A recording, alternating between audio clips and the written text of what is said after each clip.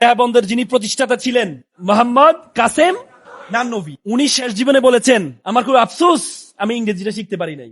যদি আমি ইংরেজিটা শিখতে পারতাম তাহলে আমি ব্রিটিশদেরকে দেখিয়ে দিতাম তোমরা যে জ্ঞান অর্জন করো তোমাদের জ্ঞানের চেয়ে হাজারো গুণ বেশি আমাদের জ্ঞান, আমি তাদেরকে শিখাইতে পারতাম।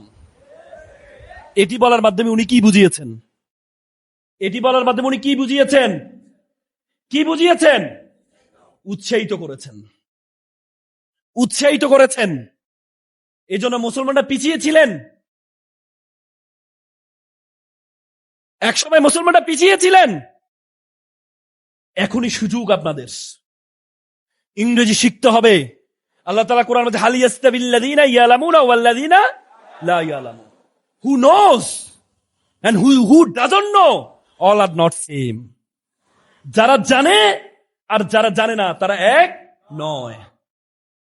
ইসলামের প্রথম স্লোগান কি জানেন? আল্লাহু আকবার। ইসলামের প্রথম স্লোগান কি আল্লাহু আকবার?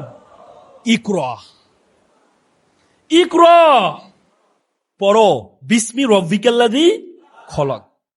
আল্লাহ তাআলা এখানে বলেছে প্রথমে তুমি তোমার ধর্মীয় জ্ঞান অর্জন করো, কোরআনিক নলেজ অর্জন করো। প্রথমে তুমি তোমার কোরআনিক নলেজ অর্জন করো, তারপর বলছেন খালাকাল ইনসানা মিন আলাক, পর তোমার প্রভুর নামে যিনি তোমাকে সৃষ্টি, যিনি তোমাকে জমাট বাঁধা রক্ত থেকে সৃষ্টি করেছেন। তার মানে আল্লাহ তাআলা এখানে জীববিজ্ঞান শিখিয়েছেন, জাগতিক নলেজ শিখিয়েছেন।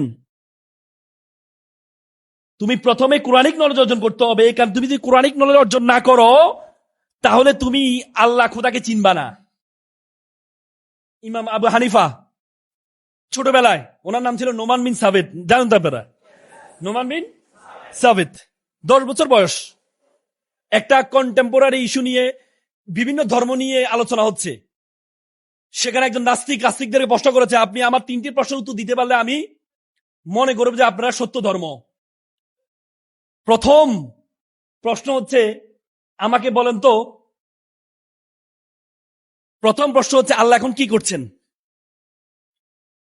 আল্লাহ কি করছেন? আর আল্লাহ এখন কোন দিকে তাকিয়ে আছেন?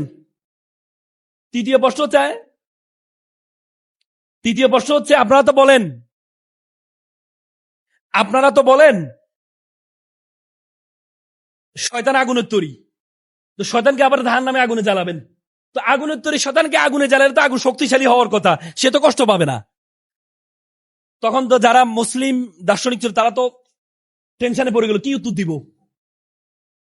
তখন সামনে 10 বছর একটা শিশু হাত তুললো, আমি উত্তর দিতে চাই।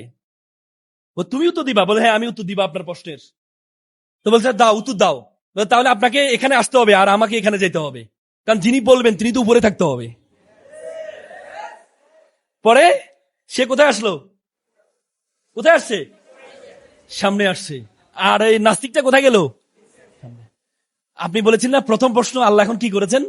আল্লাহ আপনার মতো নাস্তিককে নিচে বসাইছেন আর আমার মতো আল্লাহ বিশ্বাসকে উপরে উঠিয়ে সম্মানিত করেছেন। আপনি দ্বিতীয় প্রশ্ন করেছেন, আচ্ছা আপনি কিসের তৈরি? মাটির তৈরি। আপনাকে ইট দিয়ে বাড়ি দিলে কি ব্যথা পাবেন নাকি ব্যথা পাবেন না? কেন অবশ্যই ব্যথা পাবো। ইট কিসের তৈরি? মাটির তৈরি। আপনি কিসের তৈরি? মাটির তৈরি।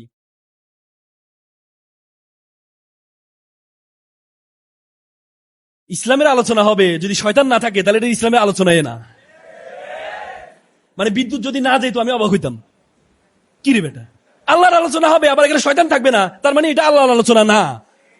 তো বিদ্যুৎ মাঝে মাঝে যাইতেই হবে, তো এটা তো হতাশ হওয়ার কিছু নাই। দ্বিতীয় প্রশ্ন কি করলেন? বলেন যে তাহলে ইট দিয়ে মারলে তো আপনি ব্যথা পাবেন। হ্যাঁ ব্যথা পাবো। ইট তো মাটির তৈরি, আপনি মাটি দিয়ে মাটির মারলে মাটি তো শক্তিশালী হওয়ার কথা, ব্যথা পাবেন কেন?